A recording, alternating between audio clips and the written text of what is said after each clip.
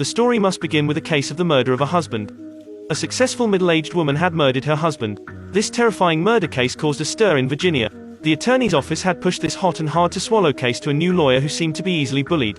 She was asked to solve the case quickly. The words of the office's owner were, "You just forced the person to confess her crime. This is your strong point, didn't you? Used to force the clients to sign thousands of confessions." The great lawyer, a newbie who was ironically called the great lawyer, accepted this case in frustration. She drove to the jail, where the killer of Grace Waters had been brought in.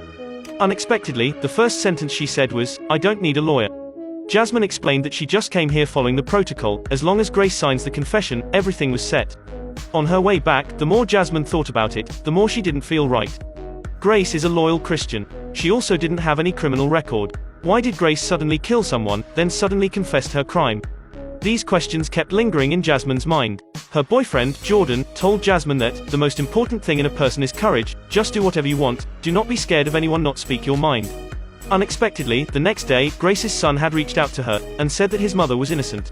Looking at that helpless guy, Jasmine remembered Jordan's words, so she ignored the warning from her superiors, and decided to find out the truth of this story. Jasmine went to Grace's best friend, Sarah. She learned about the past stories from Sarah. Many years ago, Grace divorced and lived with her son. Not long ago, her son was married, and Grace became a lonely old woman.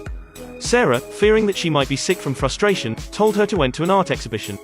During the exhibition, she got to know a photographer named Shannon, and was also the victim of this murder case. The story had not been finished yet. Outside the door appeared a stick-thin old woman.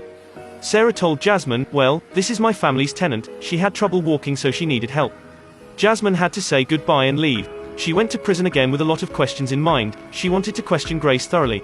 When seeing the stubborn Jasmine, Grace just let out a sigh, and continued telling the story that Sarah hadn't finished telling Jasmine. After that exhibition, Shannon fell in love with Grace. This mature old woman couldn't believe that a young man still had an interest in her. In the mirror, she could see that she was not pretty anymore. Under Shannon's pursuit, Grace couldn't help but doubt, "Why me?" Shannon asked her, "Why can't it be you?" This statement helped Grace regain her confidence. Although she was old, that didn't mean she didn't deserve to be loved. She and Shannon came together just like that, then they registered, get married in a flash. Grace felt like she had found her youthful self again. She lived in happiness every day. Love Song also became the theme song of her life. That day, she went to the bank to work as usual, but when she saw people passing by, they all looked at her with a strange look. Grace suddenly remembered that Shannon often took pictures of her. Could it be that he had brought her sensitive pictures to an exhibition? The fact that a woman lacking in confidence would always overthink things. It turned out that she had a flaw in her job. Grace was scolded by her boss. "How did you dare to embezzle the public funds? A total of $370,000 has been transferred into your account." Grace was shocked after hearing that. There must be some misunderstanding. Grace couldn't finish her sentence. Her boss had fired her, and forced her to pay back all the money within a month, otherwise she would be put in jail. Grace lost her job. She returned home like a lifeless person. Yet another thing happened to her. Grace received a message saying that, someone pawns her house and took a large sum of money. If she couldn't pay the debt, she had to go out to the street. The debt collector showed Grace the mortgage contract. It had her signature and a strange address on it. 233 Virginia. Grace went to that address and discovered that it was an abandoned house. There was not even a shadow. Grace requested to see the bank's camera, then she went completely silent. The person in the video was Shannon. Facing Grace's intense questioning, Shannon bluntly said it all. "How can a man like me ask for money from women? So I take your house and pawn it." After hearing this, Grace directly reported to the police. The police told her, "Property of husband and wife is common property. He spends your money, pawns your house, isn't this normal?" That was not the only nightmare. When Grace came home after a tiring day, she heard the bed creak upstairs. She rushed up there. The sight she saw made her numb inside. Shannon, with the mood being ruined, locked Grace outside, then turned around and explained with his partner.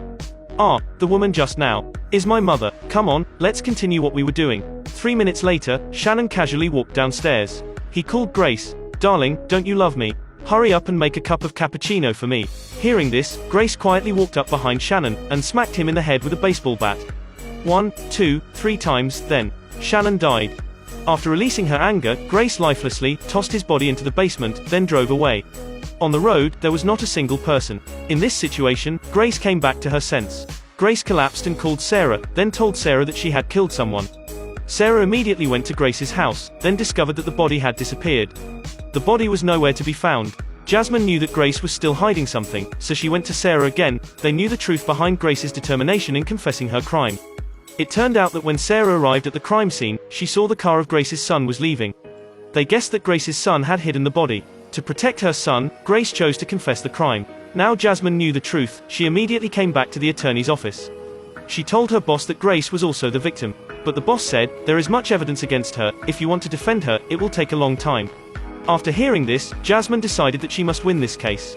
She finally managed to convince Grace to enter the interrogation court. Jasmine's sublime skills had been showing, she got the sympathy of the jury. She used the reason that there wasn't a body to negate the murder crime. But unexpectedly Sarah became a threat. Under the guidance of the defense counsel, Sarah spoke unfavorable evidence for Grace. It was Grace who said on the phone that she had killed Shannon. This sentence caused quite a stir in the court. The judge immediately sentenced Grace to life imprisonment. The last ray of hope was crushed. Before leaving, Grace said goodbye to her friend, but she suddenly found out that there was a necklace on Sarah's neck that looked exactly like Shannon's necklace. The memories began to play back in her mind. Sarah asked her first to go to the exhibition, that's why she met Shannon. Now she understood everything. In the jail, Grace screamed helplessly, "I want to see my lawyer, I want to meet Jasmine." Meanwhile, Jasmine was sinking in her defeat. Jordan went with her to relieve. They coincidentally met Sarah's tenant. This old woman stood trembling by the side of the road and kept repeating, "My house is at 233 Virginia." This address sounded familiar. Jasmine suddenly remembered, isn't this the address Shannon left when pawning the house? Could it be that Sarah had some problems? She hurried over to Sarah's house. Jasmine discovered a basement at Sarah's house. Unexpectedly, dozen old people were dying in there. At that moment Shannon charged out, he was not dead. Jasmine had nothing in her hands, so she was locked in a dark room. It was at this moment that the police car horn sounded. Jordan rushed over. 10 minutes ago, a colleague of the police had sent Sarah's file to Jordan. She was a wanted criminal. Jasmine was out of danger, Shannon was shot and was lying in a pool of blood. The danger was finally over. No one could expect that Sarah and Shannon were mother and son. They targeted lonely middle-aged women. Sarah pretended to be the best friend, and helped their targets to accidentally meet Shannon, then married in a flash. After taking all of the woman's possessions, Shannon would disappear. Those people locked up in the basement were the victims of those two. Sarah used their pension to live a happy life. The truth was finally revealed. Jasmine won this battle with her perseverance and also helped the traumatized Grace return to a new life. They hugged each other and cried. After watching A Fall from Grace, Harry just wants to say that this movie is not a horror one, but it is enough to make the audience have goosebumps.